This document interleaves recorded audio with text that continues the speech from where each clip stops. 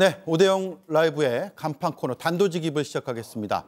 대학 교수는 흔히 지성인 집단으로 불립니다. 학생들을 가르치기 때문에 정치적 의사표명을 자제하려고 노력하는 집단이기도 합니다. 그런 대학 교수들이 잇따라서 시국선언을 발표하고 있습니다. 지금까지 가천대, 한국외대, 한양대, 숙명여대, 인천대, 전남대, 충남대, 가톨릭대, 목포대 교수 상당수가 참여를 했습니다. 이 시국선언의 시발점이 됐다고 해석이 되는 분이 제 앞에 나와 있습니다. 윤석열 대통령의 훈장을 거부해서 화제가 됐던 김철홍 인천대 교수입니다. 어서 오십시오. 네, 반갑습니다. 예, 반갑습니다. 굉장히 이슈가 많이 됐습니다. 훈장 거부 사태로요. 그런데 이제 민주화 이후에 교수들이 시국선언을 나선 것, 박근혜 정부 때 이후로 두 번째입니까? 어떻게 되죠?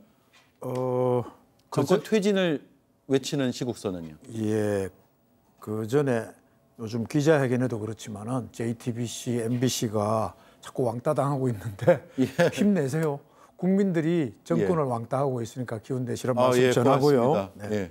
세월호, 이명박, 그다음에 박근혜까지 저희들이 시국선언을 계속했는데 꼭 정권 퇴진만 놓고 본다면 이명박, 그다음에 박근혜 정권에 이어서 세 번째인가 아닌가 이렇게 생각이 그렇습니까? 듭니다. 네네. 예.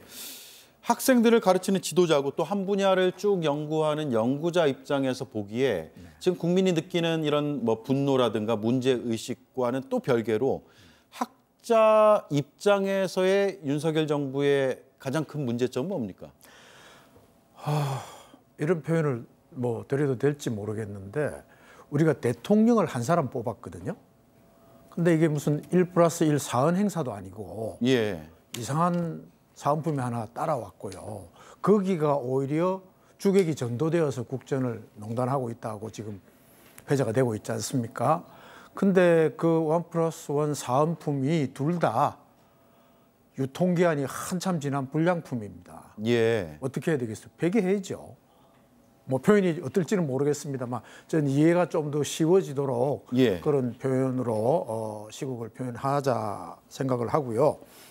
사실은 우리가 잊고 있지만은 대학의 세 가지 중요한 역할이 아시다시피 연구 교육이죠. 그 다음에 세 번째 어떻게 보면 가장 중요하다고 할 수 있는 게 사회에 대한 비판과 봉사입니다. 근데 언제부턴가 대학이 뭐 취업 공장 이런 그 비아냥을 들으면서 사회 문제에서는 한 걸음 많이 물러서 있거든요. 우리가 예전 60, 70년대, 80년대하고는 완전히 달라졌어요.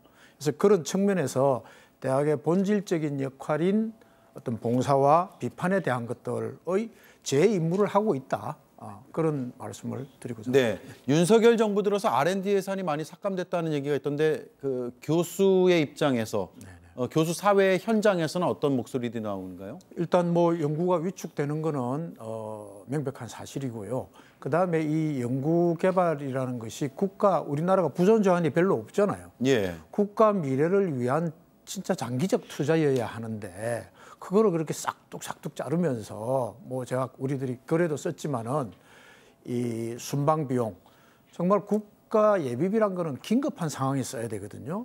그 외유성 순방이 그렇게 긴박한 상황인가 그런 걸 놓고 볼 때 이 국정의 어떤 그 뭐라 그럴까요 방향이 전혀 어긋나고 있다는 것이 지난 2년 반 동안 여실히 증명이 되고 있고 심지어는 온 국민이 축하하고 해야 될 노벨상 문학상 수상도 얼마나 큰 쾌거입니까? 지금 제대로 언론이든 어디든 축하하는 분위기가 없잖아요. 이건 다 국정을 잘못 운영하고 있는 거에 대한 사회적 반영이겠죠. 반영이고 그런 말씀을 좀 드리면서 비단 R&D 예산뿐만 아니라 진짜 투자해야 될 어떤 국책이라든지 이런 쪽에 제대로 투자하지 못하고 있으니까 다양한 불만들이 쏟아져 나오고 있다 이런 말씀드립니다.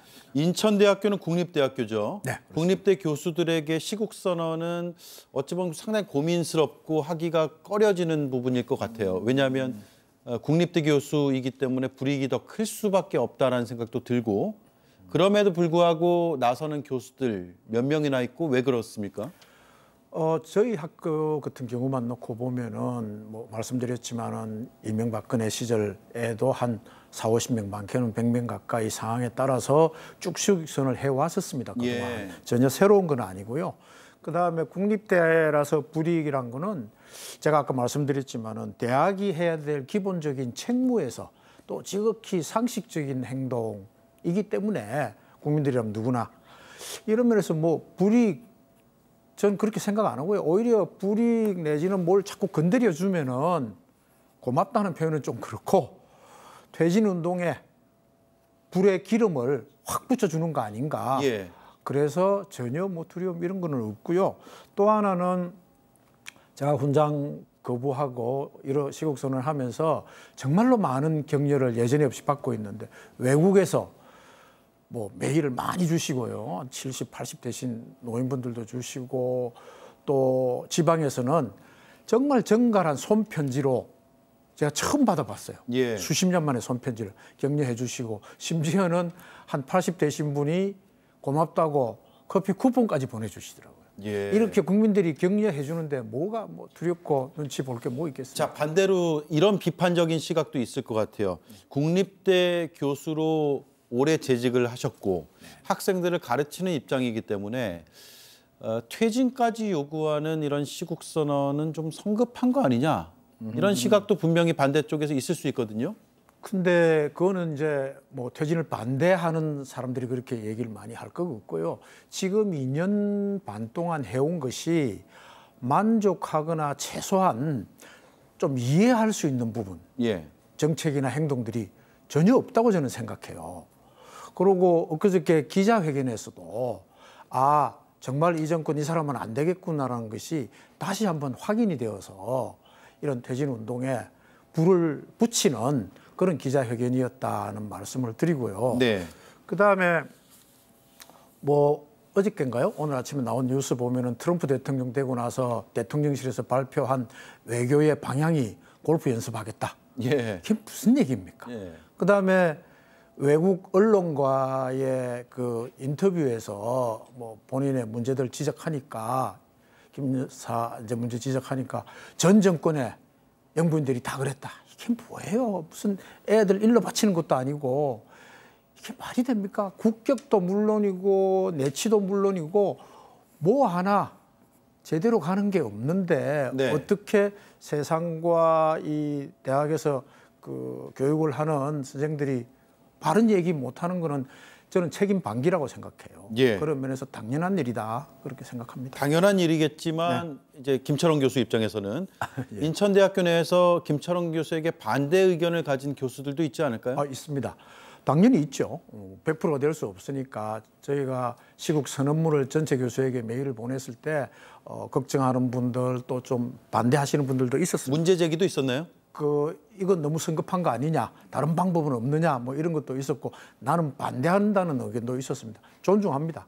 근데 저는 꼭 비율로 따지는 건 아니지만은 국민의 한 60% 정도가 지금 탄핵에 대한 것들을 동의하고 있고요. 예. 결과에 여론조사 결과 따르면은 75% 이상이 국정 잘못하고 있다.